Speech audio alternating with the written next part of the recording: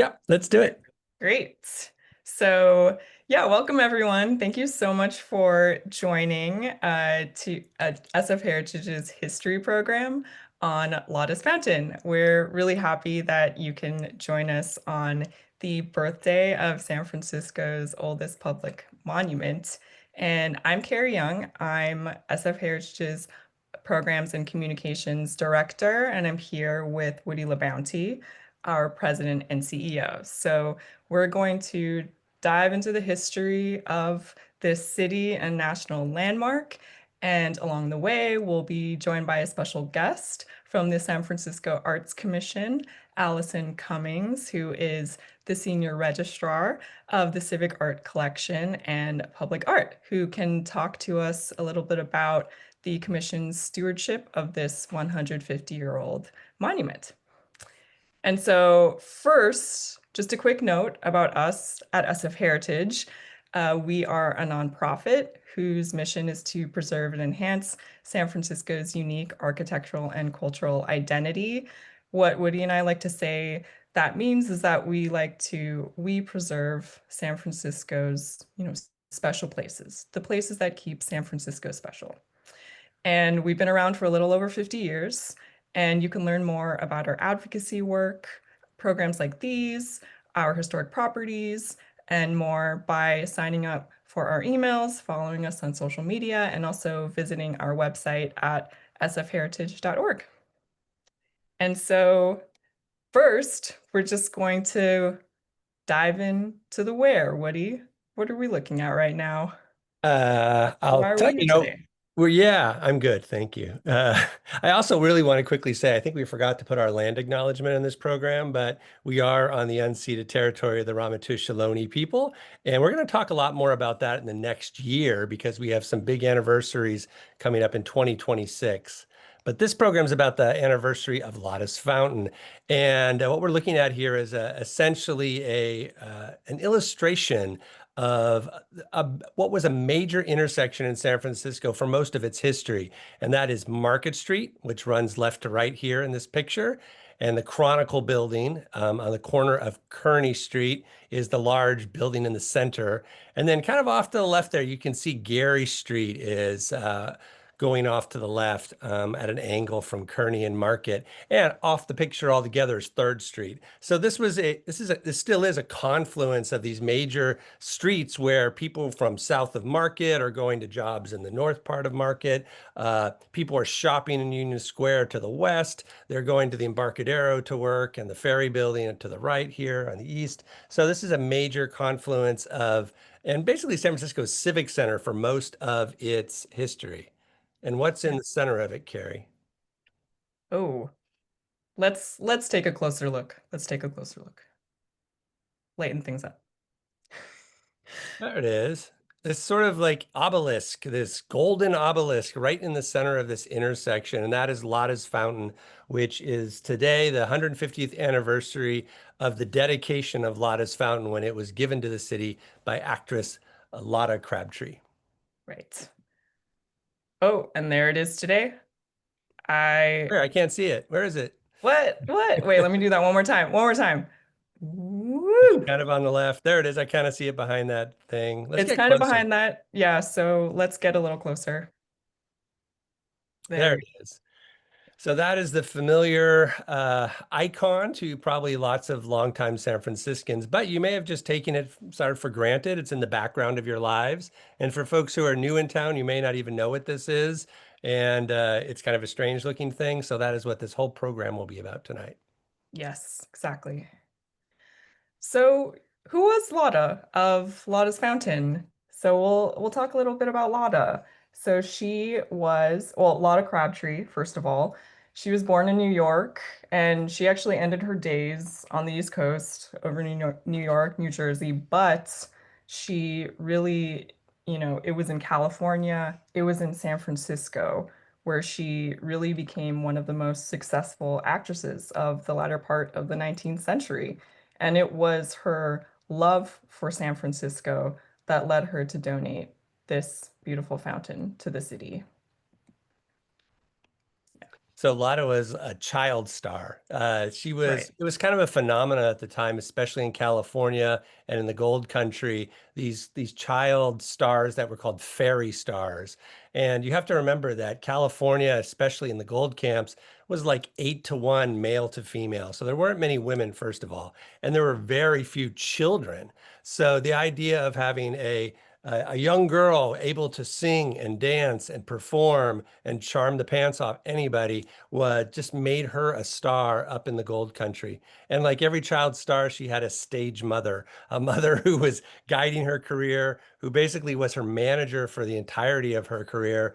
Made sure she didn't get into trouble, booked jobs for her, was a roadie and a stagehand, stepped in shows when she was needed, especially when Lotta was younger. And this is on the right here. You can see the mother with her twin sister. And I don't know if they were my mother and aunt, I think I'd listen and do what they said too, Yeah. just based They on their look pretty looks. serious.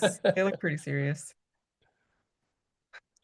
But Lotta was, it's kind of like, how did she become a famous actress? And it's funny. She starts as this child star in Gold Rush camps. She comes to San Francisco, and all the reviews of her throughout her career are, well, she's not the best actress. Well, she's not the best comedian. Well, she's not the prettiest. She's not the most graceful. She's not the most talented in a lot of things.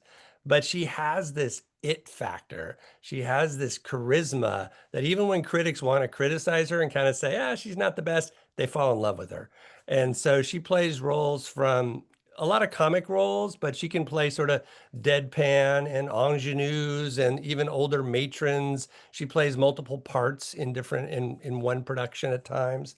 And she just has that charisma, being able to sing, dance, dominate the stage, just kind of take over the music hall. And that's what propels her to New York City and to even greater fame.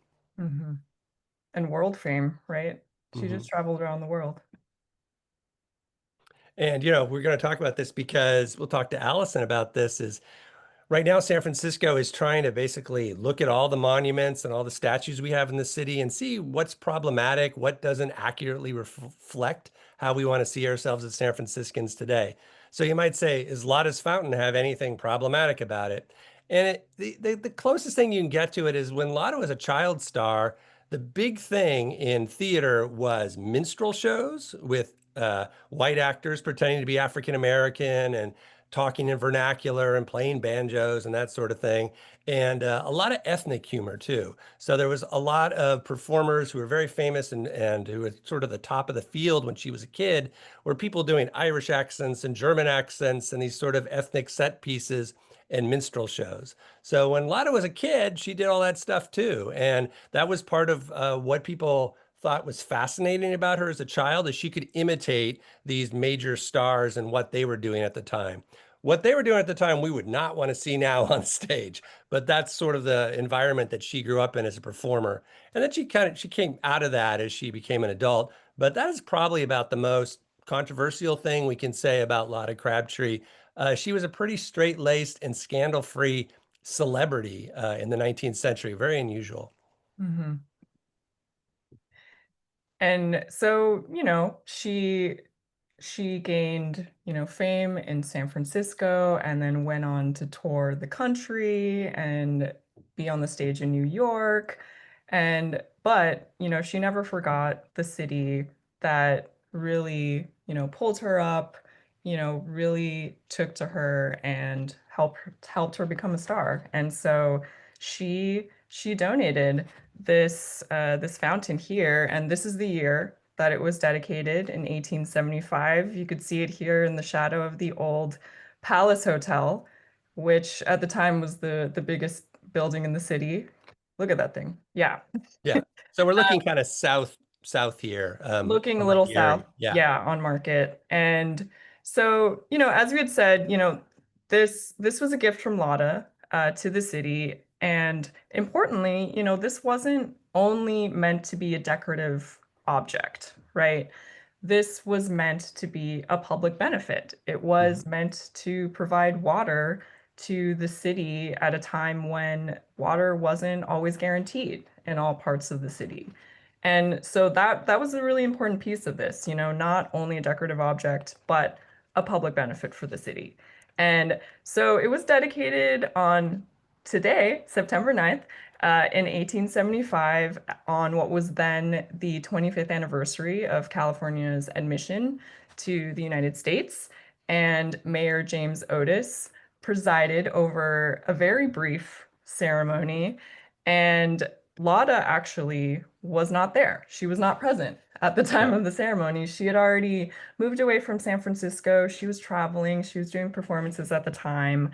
But she asked her old friend, Harry Edwards of the Old California Theater that used to be on Bush Street and where she had performed many times throughout her career in San Francisco, to say a few words for her. And so he really relayed to the crowd that she had hoped that she would be remembered by those pausing to drink and as she would remember them. And so yeah, it was a very brief ceremony. She was not present. It was really funny. Papers reported on the crowd that showed up that day that it consisted of idle hoodlums who kind of just showed up to drink the water. They were there for the water. So Yeah. so the papers sort of reported disparagingly about the people that kind of showed up for this, but it was a brief ceremony, and it was actually her aunt that we saw in the photo earlier with her mom, who was the one to take the first drink out of the fountain. Right. And Yeah. the other thing about the fountain is Hmm. it was a public benefit and it was really advertised as a drinking fountain, not like necessarily a piece of art.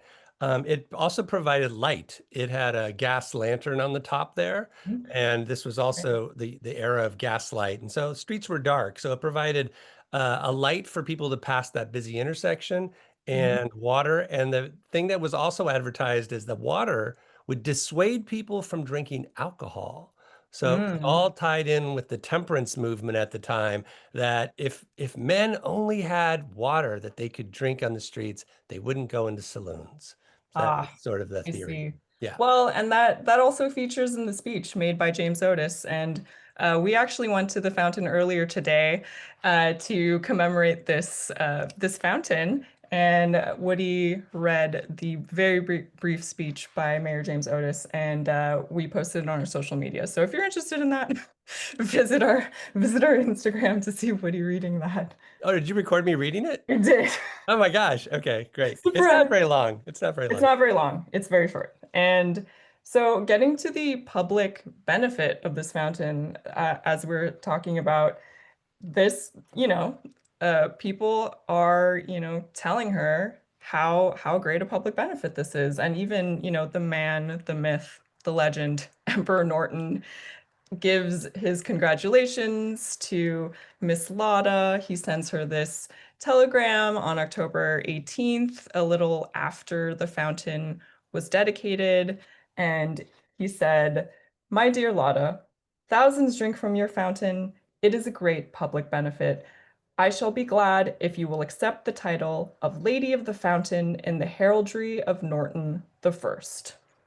And there you have it, a commendation, a title from Emperor Norton himself, but really just to get the point across that, this is meant for the people. Yeah, This fountain express is meant. gratitude. Yeah, And express gratitude. And for those of you who don't know San Francisco history, Emperor Norton was a character who essentially lost his money and wandered the streets and was a beloved sort of character wearing a military uniform, proclaimed himself Emperor of the United States, Protector of Mexico, and would issue occasional proclamations. So Yes. And for someone asking about the cost of the fountain, it was fairly expensive, but Lotte did donate. $8,750. And that Yes. is in $1,875. So I very believe expensive. I looked it up. It was $249,000 today. Oh, But Lotta was very successful, so she yeah. was able to donate this Quarter of a fountain. million bucks today. Yeah. Yes, exactly.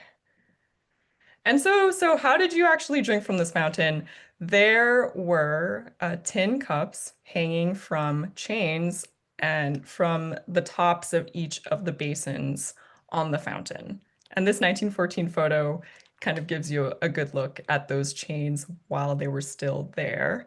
Also, to point out, streetcars to automobiles. The fountain was always in danger from traffic. So from the very beginning, they installed these stone posts around it to Yeah. protect it. These bollards. And the way you got the water is you had a little spigot. You kind of pulled it out and had a spring. And when you pulled it out, the spring pulled the back, but just pulling that little spigot let the lions spit out, or the griffins, I think they're griffins actually, spit out the water into the Yes. basin. And you use the tin cup on the chain Yep. to get the water. Yep. So yeah, now we're progressing through history. So, Market Street's changing. What are we looking at here? So yeah, you have transit comes, right? The cable cars, horse Mhm. cars, and then eventually electric streetcars. And electric streetcars actually are when some of the first big changes happened to Lotta's Fountain. We'll get to that. But I just want to point out a couple things. So first of all, people did use this fountain. In 1893, I got this quote. I just want to read it. I'm going to surprise you with it, Kerri. Oh, okay. 1893, I found this quote from the newspaper. A few moments observing of the throng at this central spot is sufficient to give some idea of the extensive use to which this fountain is put. Fully 10,000 people drink at it daily. Newsboys and bootblacks, tramps and fakirs and workmen, nursemaids and house servants and their mistresses, clerks and their employers. There is no discrimination at the public fount. Everyone feels it is somehow his personal property. So it was used. It was definitely a fountain. Everybody's passing by. Newsboys are selling things. People are selling flowers next to it. It's essentially the civic center of the city. It's a big crossroads, and people drink from this fountain all the time. The other Yeah. thing I want to quickly point out is, it's all gold now. It's a metal, it's an iron fountain that was designed by a couple of guys locally and was cast in Philadelphia. Um, Hmm. but the city would paint it every year, and they didn't always paint it gold. In 1888, this was the description of the new paint job. The base is made to represent green marble with white veins. The reinforce is veined brown marble, and the shaft yellow marble traversed with veins. It attracted a great deal of attention. So they would paint it all Mm, sorts of different crazy colors as the trends came. So faux marble was in for a little while in the 1880s. right. Hmm. Sounds strange. It is strange. I think I like it the way it is. And then I said electric streetcars and the electrification of the streetlights on Market Street brought a change, the first big change to Lotta's Fountain. And can you see, Kerri, these sort of elephant ear light bulbs that are hanging off the top? Mm-hmm. Yep. Yeah. So the idea was the gas lights were pretty dim, and they were worried that when they started getting electric streetcars, that people wouldn't see the streetcars so well coming, especially on Kearny Street and Market. And they were worried wagons were going to get hit. And so they needed more illumination. So they put in these two electric lights. And it might have been at this time the main lantern at the top was electrified as well. Right. And just to close up, People someone were still using the drinking. fountain. Still drinking. Still drinking. 18, 1890s, still drinking. Yeah. Oh, okay. So this is 1901, and this is a great example of the fountain becoming, like you said, there was no civic center at the time. This was the city's civic center, right? There were major gatherings here, parades, and all sorts of things. Yeah. Yeah, it's sort of like the sort of touchstone of the center of the city. City Hall was not far from where City Hall is today, but it had like sandy lots around it. In fact, when they called these sand lot orators who would go and speak, but it really wasn't designed so well for civic gatherings. And this was the crossroads. You had the major newspapers on every corner, essentially. You had all the transit coming through, and when there was a parade, when there was a celebrity in town, when anything was happening, people would gather around Lotta's Fountain. So this is actually the visit by President McKinley to San Francisco in 1901. So these are all the folks that are just like gathering to see the president come by. And by the And way, he visited San note the Francisco. date. What's that? Note the year 1901. 1901, because that's the year he actually was assassinated too, Yeah, later that year. So, and in the background, you see the Palace Hotel kind of in the center, and on the left is the Grand Hotel. So, watch that space. Things might change soon. This is the other thing. People see these cable cars at Lotta's Fountain, and that was actually the terminus of a cable car line that ran on Gary Street. And this is the turntable for the cable car line. So not only did you have people crossing and people gathering for events, but it was just a major place where people were waiting to get on the cable car and off the cable car. And the building on the left is the Chronicle building. So that is a major newspaper where reporters, stories are coming in and out, and tons of people working there. And reporters, being lazy people, often would report on what they look out the window and see. So Lotta's Fountain features in a lot of stories, just because it was right adjacent to the Chronicle building. right. And like you said, it's surrounded by newspaper buildings, right? The Examiner building, the Call building, were all on the other side of Lotta's Fountain, all in Yeah, the central newspaper hub. yeah, Yeah. And well, and in addition to newspapers, the buildings around Lotta's Fountain, this was the place where you went to your appointments, right? This was the place where you went to the dentist. For very much so. example, there were a great many dentists around Lotta's Fountain. We noticed in these photographs. This is a great one from 1880. The building on the right, if you can see, there's a tooth. There's a tooth hanging from the corner, and you can't tell from this photograph because it's black and white, but this was actually a gold tooth. And I love the words that advertise, oxygenized gas, any number of teeth extracted, perfectly safe without any suffering or pain. Well, we're not sure about that.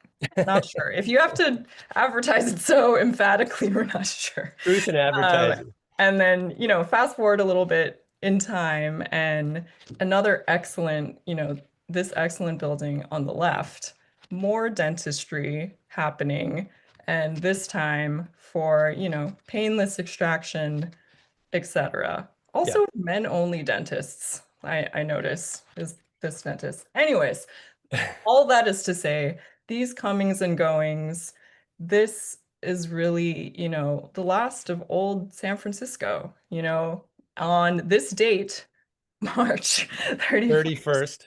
1906, and because something was about to happen. Yeah, And we missed so much good advertising in this disaster that's about to happen. But Lisa Ruth Elliott pointed out the gold tooth. If you read McTeague by Frank Norris, that plays a yes, big part in that.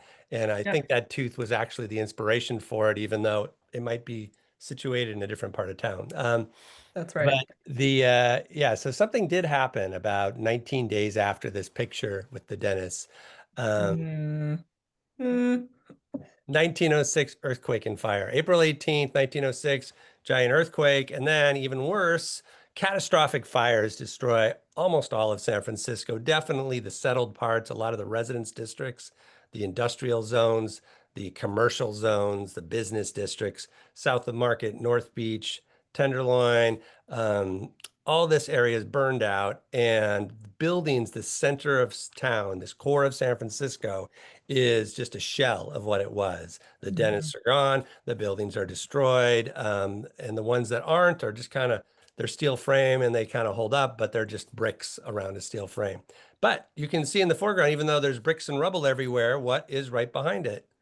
Standing tall and apparently undamaged, Lotta's Fountain. Yep, it's Lotta's Fountain. Here's another view on the left during the earthquake and fire. The palace, that old palace hotel, is burning.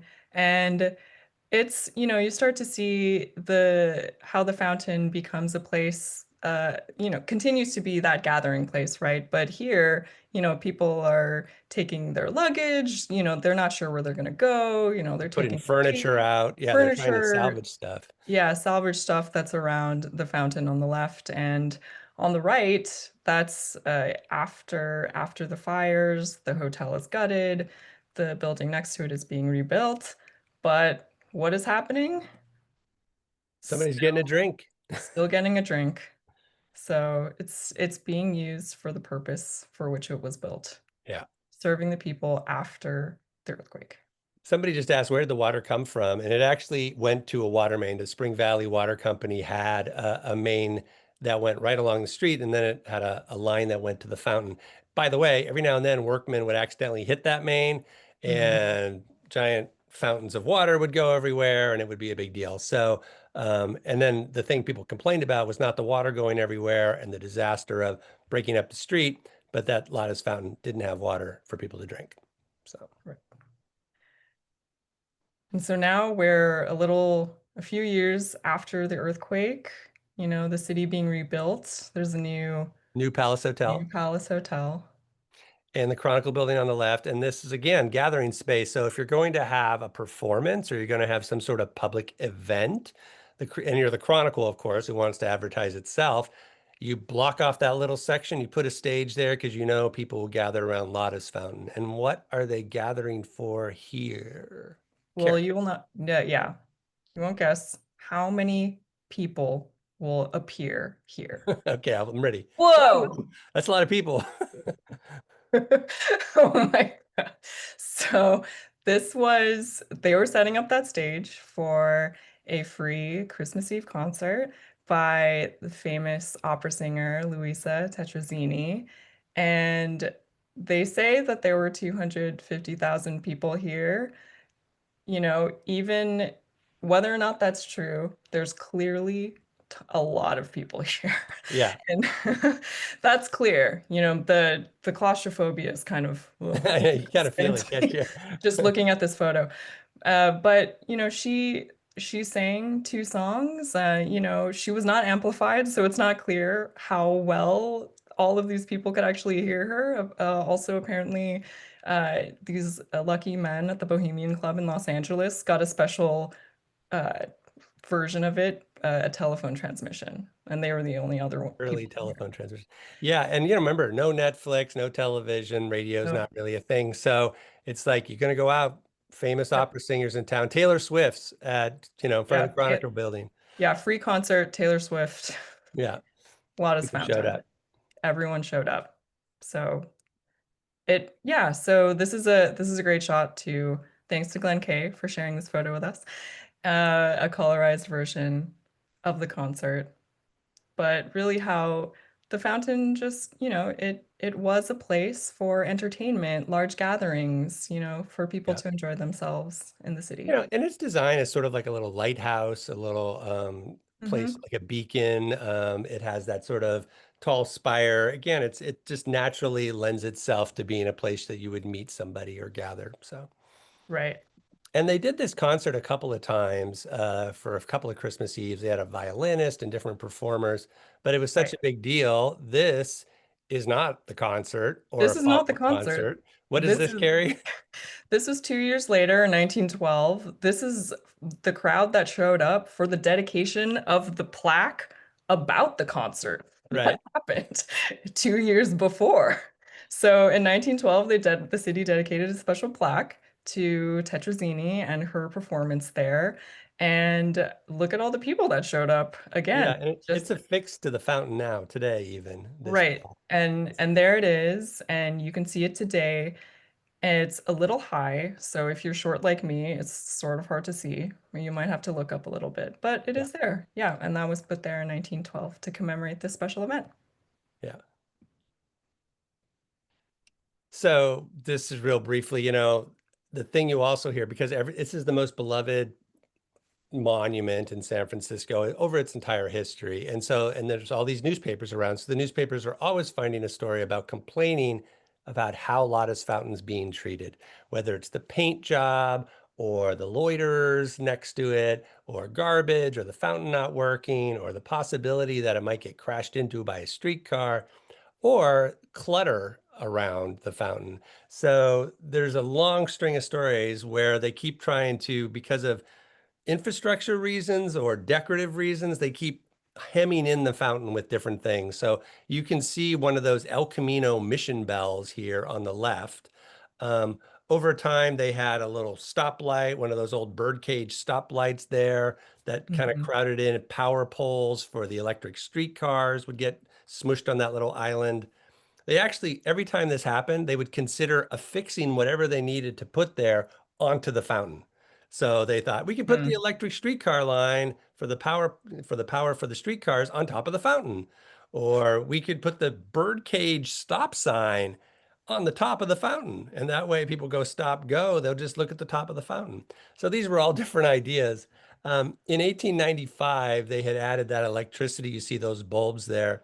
And the idea that this was a technological marvel that somehow can keep up with the times was always being talked about too. So whenever there was something new that had to happen to Market Street or the area, it was like, we'll just tie Lotta's fountain into it somehow. Right.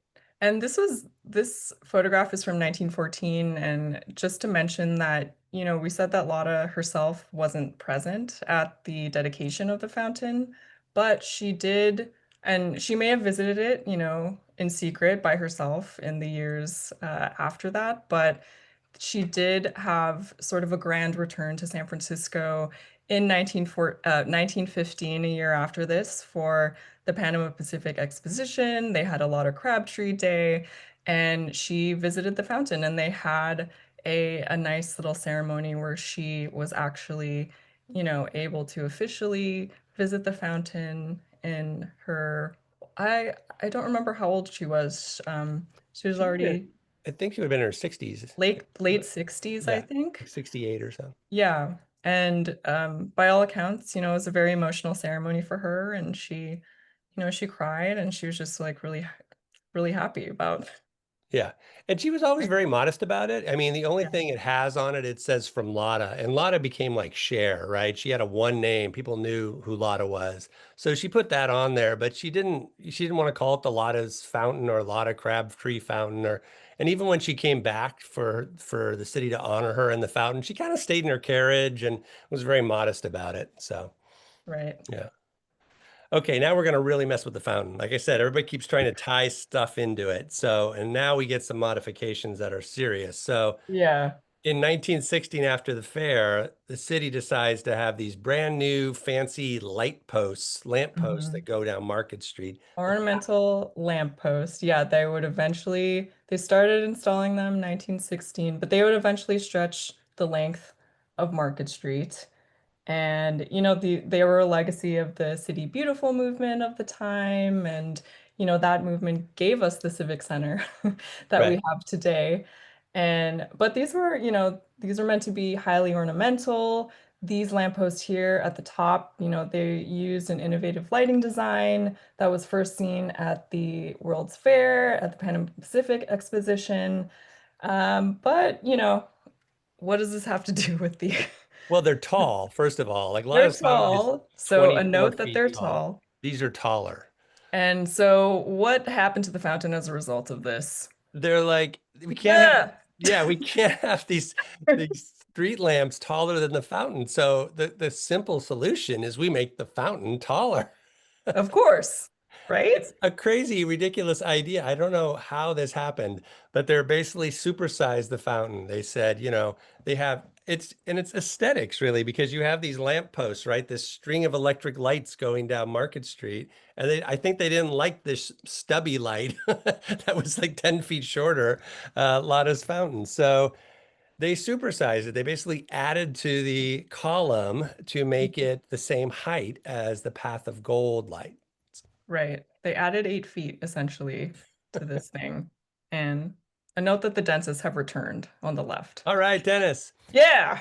It makes sense though, because you work downtown, you go to the dentist at lunch. That's why all the dentists are kind of at that crossroads. Yeah.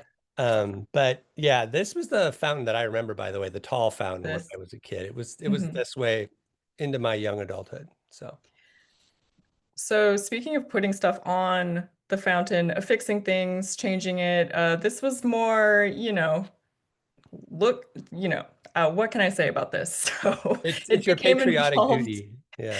It became involved essentially in the Liberty loan drives, right, during World War I. And here they essentially are covering it. Um, what's happening? Oh, we see the El Camino bell is also covered. Oh yeah, they kind of put it in a box. This is all about advertising, selling war bonds for the war effort in World War I. And again, this is the most the center of town where everybody's crossing, so it's the most visible place to do this. So they're basically creating a giant thermometer type thing about selling war bonds, and they Right. use Lotta's Fountain as the core of it. And so this is 1917 when the US enters World War I, and so just a year later, it has morphed significantly, and now it's even more covered. There's a replica Liberty Bell on the top. There's a clock tracking the millions being raised in Liberty bonds. Here's a closer look. Wow. I don't know. It's like some Italian tower that with or something that they created out of it. Anyway, but again, it just sort of speaks to the centrality of Lotta's Fountain in people's minds and basically their paths as they walk around town. It's a good place to put something you want to get attention. So, Yes. This and another bell that a comment, a bunny you've made that does not make sense. That is very oh true. yeah, that why is the El Camino bell on Market? It's just because it's visible. That's a good place to put it. You Because know, it's it's in not the the original center mission of path. town. Yeah. Yeah. So. Okay, here's another, again, now we have the Depression going on and the National Recovery Act. They have a big rally down there in front of the Chronicle building again. Everybody shows up. They all stand around Lotta's Fountain. And what do you like about this picture, Carrie? Is it the Oh, street? I love all of the hats. Yeah, everybody Look wears at a all hat. the men's hats. It's just a sea of hats. Yeah. And that's fantastic. And so, the fountain has been moved several times, right, Woody? It's been, Shifted. slightly shifted in and around the island that it's on. And one of those times was in 1974, where the city did a $24.5 million beautification project of Market Street. And so at this time, the fountain is patched up, it was restored, and it was moved. Was it to its current location today, or I think so. I think it's pretty much the same place. okay? But So it got shifted a little. The island got kind of redesigned too as part of the Better Market plan, where they put all the red bricks on Market Street that we're some familiar with today. It was all part of that. And and they also would have restoration projects every few years for right. Lotta's Fountain. It was always beloved. Usually a newspaper would complain and the city would get it together and fix it. For a little while there, maybe like 10 years or so, they had a system to paint it, which is they had a guy who would come and paint it for free. But while he was painting it once a year, he would get to surround the fountain with a big wooden box so he wouldn't be disturbed. And he would get to sell ads on the outside of the box. And then finally, that was a way to get the fountain painted for free. Finally, that just seemed too crass and not the way it should be done, and they stopped doing that. But the city always would try to figure out a way to keep the fountain going. By the 70s, 80s, it's really in bad shape though. The fountain isn't running. Oh, Um, yep. and the go ahead, you can go with that. I was going to say, and Okay. I think what draws more attention to it, even though it's kind of running down, is it becomes the center of earthquake survivor gatherings on every April 18th, right? Yeah, exactly. And so this is a photograph from 1981, and there are some earthquake survivors here, and survivors, they attended every year for many years until the last of the survivors passed away in 2015. But, this tradition really carries on to this day, and the fountain has really become a symbol of resilience of San Francisco's survival of the earthquake, right? Yeah, and there's stories of people finding their loved ones or meeting at the fountain in the immediate aftermath of the disaster. But even over the last 40, 50 years, it's been the place where the city gathers, city agencies, fire department, the mayor is usually there at the time of the earthquake, 5:13 in the morning, 5:12, to remember the earthquake and the disaster that was happening. So Lotus Fountain is still the gathering place. Yeah. And so, as Woody was saying, it's 70s, 80s, after that, it starts to fall into a little disrepair, and people like Herb Caen are commenting on the state of the fountain, saying that the fountain is no longer a fountain. Also, it's something we could ask Allison, where Herb Caen references how humans, horses, and dogs maybe drank from 3 levels of the I, fountain. I think Herb might have been confusing it with some of those Cogswell fountains that were kind of help with horses getting water, but maybe not. Maybe not. Maybe Yeah. not. And so that was the 80s. But in 1999, the fountain receives a grand restoration, a big, beautiful restoration that, and yes, so it is at this time that the fountain is returned to its original height, as you can see here. And so yeah, and then maybe Allison can also say something about this of how the Arts Commission has been involved in, just many restorations over the years. Yeah, this was the big one I remember. It was a big Yeah. deal, and it had a good crowd, and the water was flowing, and I think it's the now the water is just turned on. There's a reservoir in there, and it's only turned on special occasions. But we can probably talk more about this. So Allison says that she has a note that the water was stopped due to drought in 1977. Yeah, Yeah, because we know that in 1974, when it was restored at that time, they turned the fountain on. Uh, Dianne Feinstein, Board took of a drink. Supervisors president, took a drink from it. So at that time, it did work, but I Yeah, guess in 1977, and the cups are long gone. They've been gone yes, probably I don't know how long. So. yes, yeah. So this is part of this is just last year, I think. Maybe Allison, are you there? Maybe we can have you start chatting with us a little bit now. But I think late last year in 2024, they kind of did another freshening up of the fountain, and it looks great right now. It's very spruced up, painted, the light works, but it doesn't produce water. We were there today and we dropped some flowers off, and it was pretty dry in there. A couple Should cigarette be. butts. There you are. I hope it's dry in there. Hi, Oh, good. everyone. Better dry than not, huh? Yes. Welcome, Allison. So I mean, Hi. was this late last year that you guys did a little extra restoration? Yeah, we do pay Mm. more attention to it now than in years past. We're actually due to do another little refresh shortly, hopefully before the anniversary of Louisa's performance, which is in December. And yes, this is probably last year. We did some work in 2023, and then a few years before with paint repairs. This was still the original coating from the 1999 restoration, but we do repair it as needed. We've also had to do some restoration work.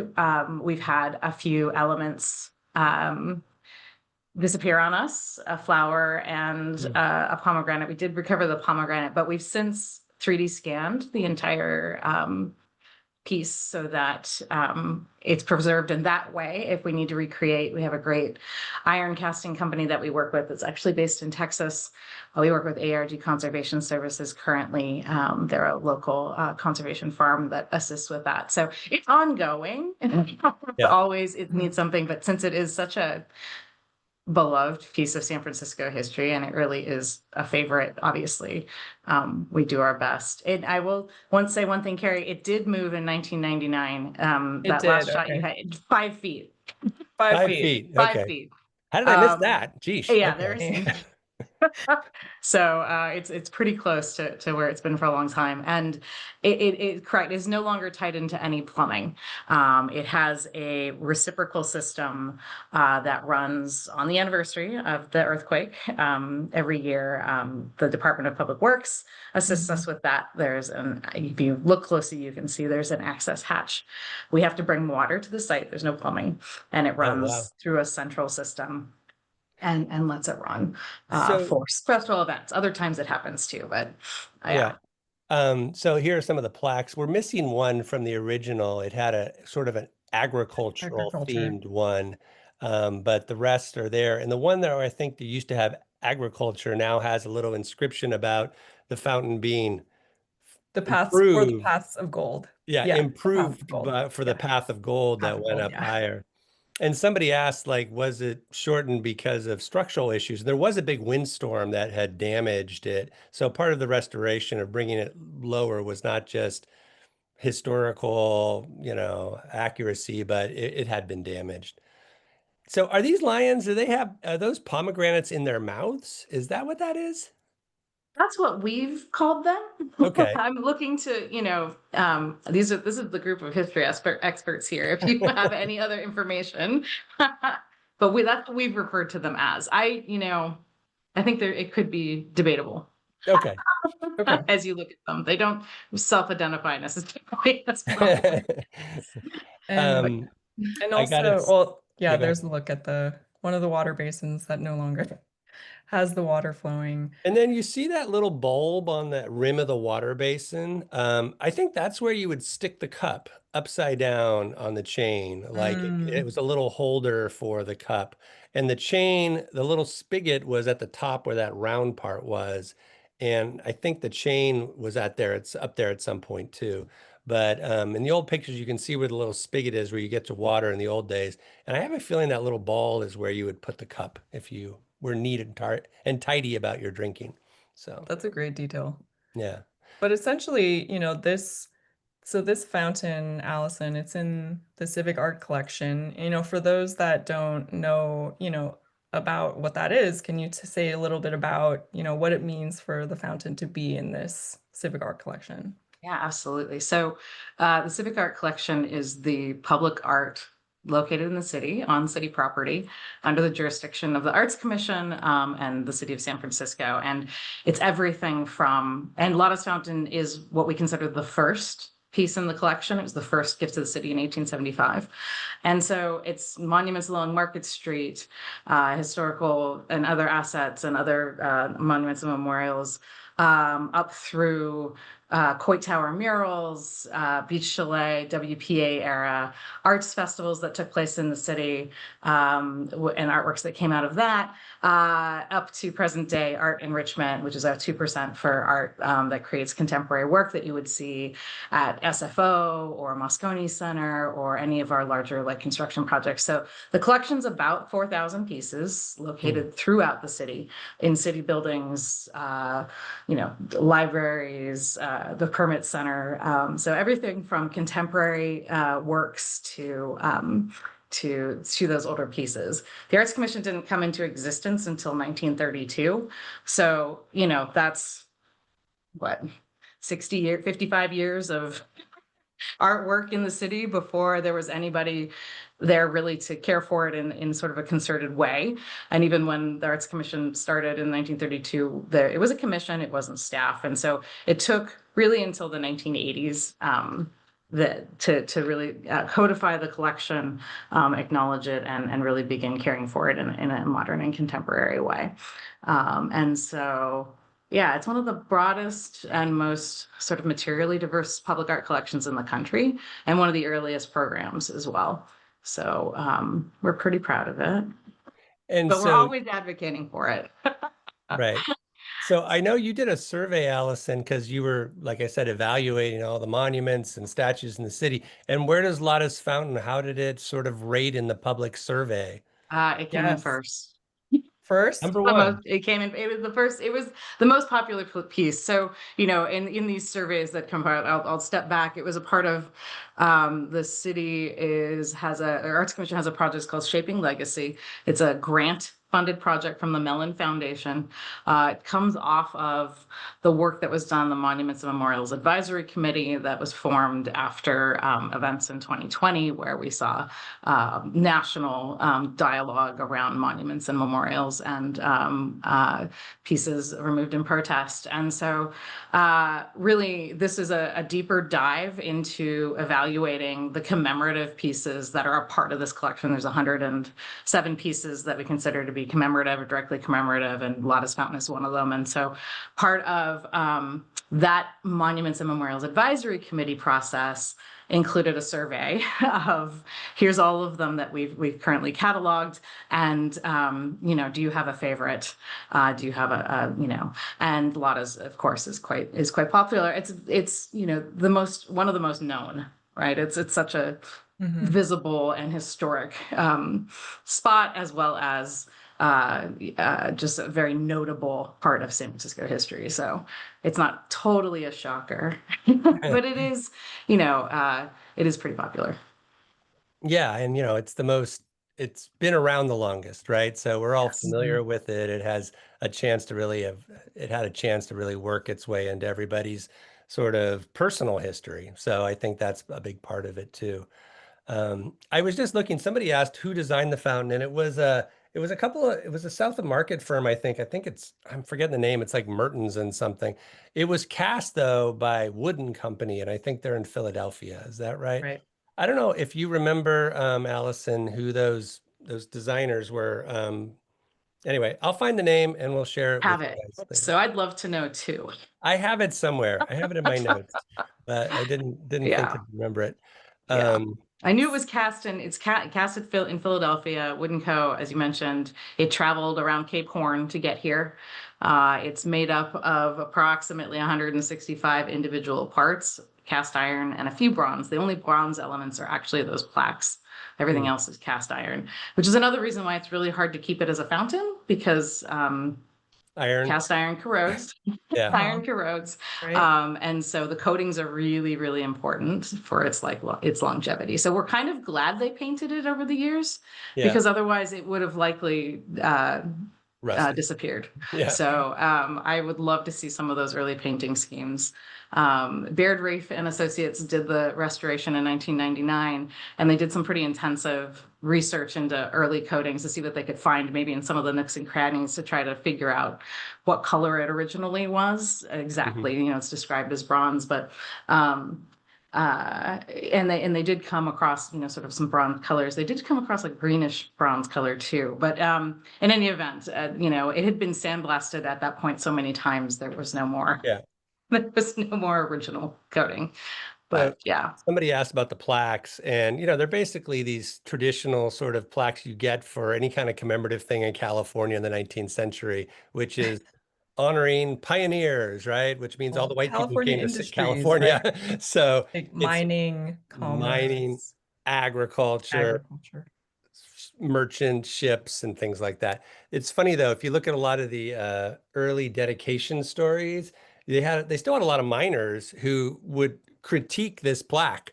Like, oh, that's not the way you would do a rocker or whatever. They thought it wasn't quite accurate the way the miners were depicted. This is not how you would pan for gold. Yeah, something. They were just like, there's always critics, right? Every piece of art has a critic. And then somebody asked me, what's the design? What's the background? What's the inspiration? And it feels very Belle Epoque. It's like this French looking, the more doohickeys and sort of curly cues we can add, the better it is. But it definitely has its own unique design. There were a lot of fountains and memorials and monuments that came out of catalogs at the time, but it does seem to have been just sort of created to represent California and to look pretty. Although there is some debate about whether it's pretty. Like with Lotta Crabtree, there have been many critics of the fountain's design over the years. San Francisco Heritage, our group, we did a downtown survey in the 70s, and one of the reviewers wrote, "Ugly, but we love it." So that might sum up a lot of people's opinion of the fountain's design. Oh, look, somebody has it. Henry Cowell and Frederick H. Meyer were the sculptors, and William Martin designed the engineering and construction. There we go. Thank you, Genevieve. Yes, and Julie also put an SF standard, the link to the survey that the Arts Commission did, where it ranked #1. But you're right. Yeah, people throughout history have not had kind things to say about it. I've also found something from the 1930s of, historian Evelyn Wells writing in the Champagne days of San Francisco, and she described it as of a hideous construction, something that people drove by in the Champagne days. But the nice thing rude, exactly. Thank you. The nice thing about San Franciscans is we're very well educated and opinionated, and that's good and bad. So that is good and bad. But, we love it. It looks fantastic today. And so, thank you to the Arts Commission. Yes, Woody? two things. One is, this is the anniversary, but we couldn't pull it together. The city couldn't pull it together to have a big celebration today, Right. mostly because Tuesday is just a really bad day for city government. Board of Supervisors meeting happens and things like that. So the decision was they want to make sure they do it right and to focus on doing a December event, and that big gathering of the opera singer Luisa Tetrazzini is to try to sort of commemorate that. And then at the same time, we can commemorate the 150th anniversary of Lotta's Fountain. So stay tuned for that. We're working with the Arts Commission and all our friends in the city government to make a great event. By the way, Heritage is going to have a really cool giveaway at that event. So stay tuned for that. And Yes. second of all, we dropped some flowers off today just because it is the day. We brought some dahlias, which is the city flower. Mhm. And somebody asked, somebody asked about the Embarcadero and the Valancourt Fountain. And what I'll say is we'll talk more about that at another event, but briefly, Heritage is for retaining the Valancourt Fountain. And then it's a bigger question for the city about how they're going to tackle that. So, well, maybe we'll do a show on the Valancourt Fountain soon. So, Yes. Yes. And so yeah, that's I think we're right, on time. And that's our program. And really, really quickly, we wanted to mention something coming up. So SF Heritage, we have our program Heritage in the Neighborhoods, where we go out to neighborhoods in San Francisco, highlight their historic resources, cultural communities, just their special places. And in October, we're going to go to Soma. So just stay tuned for that. south of Market. South of Market. Thank you. South of Market, south of the south of the slot, Yeah. south of Market. I know, yeah, people have I know strong feelings about that. No, just in case people don't know. It's Just in okay. case people don't. You can Yeah. call it Soma. It's okay with me, but yeah. Yeah, okay. And like I mentioned in the beginning, we're a nonprofit. We're a membership organization. If you sign up to be a member, you can receive heritage news in the mail. Please follow us on social media. That's where we're going to be posting every day in October about Soma Month and all of our programs, all of our advocacy, as Woody was mentioning. And so that's just a note to follow us there. Yeah. And thank you. Yeah, just thank you so much for everyone who joined and who supported this program. And thank you, Allison, for joining us and helping us out tonight. So. Thank you for having me. And I'll take a moment to plug the Shaping Legacy project, which is ongoing. There's more information on our website. Certainly, we're about to embark on part of the project. We have completed an audit of all, which is available on our website. It has information about all of the commemorative pieces in the collection, and some deep dives there with a lot of extra research. And then we are embarking on public activations and other interventions and community engagements around monuments in the city, and specifically conversations around monuments that were brought down in protest and in 2020. So there's some interesting activations upcoming. So stay tuned to the website for more information. The project goes through the end of 2026. Great. And by the way, the whales that were at the Academy of Sciences are in glorious display at City College. So anybody who hasn't gone and seen them there behind the Student Success Center, they look great. I mean, they're not a fountain anymore. And we know this is about fountains, but they do look great. So go check out the whales that a lot of us grew up with at the Academy of Sciences. They're looking good behind the Student Success Center at City College. So thank you, Arts Commission, for all that too. Thank you, Arts Commission. We're thrilled to have those back on view. Yeah, it's really great. And thank you, Coma in the chat has posted a link to the Shaping Legacy project if you want to learn more about that. And I think we were able to answer most of the questions as we were going along. Oh, and also, okay, thank you for posting that. Wow, you can get a library card that looks like has Lotta's Fountain. I'm going to go do that. That You're is gonna get a new cool. library card. I didn't even know that. That is great. All right, we're going to really kill it in December with all these things. So this is going to be this is recorded. We're going to put it on our YouTube channel. Kerri will try to get it up in the next day or two so you can share it with your friends after. but Yeah. maybe we should And leave this and if chat you going a think, little longer. yeah, exactly. And if you think of any other questions, you feel free to please email us, share things that you found about the fountain, visit the fountain, please visit it, take a look. I know that I, just gained a newfound appreciation for this excellent public monument, and I hope that you all do too. So yeah, we want to thank you all again for joining and supporting us. We really appreciate it. And we hope that you all have a good night. And thank you again to Allison as well.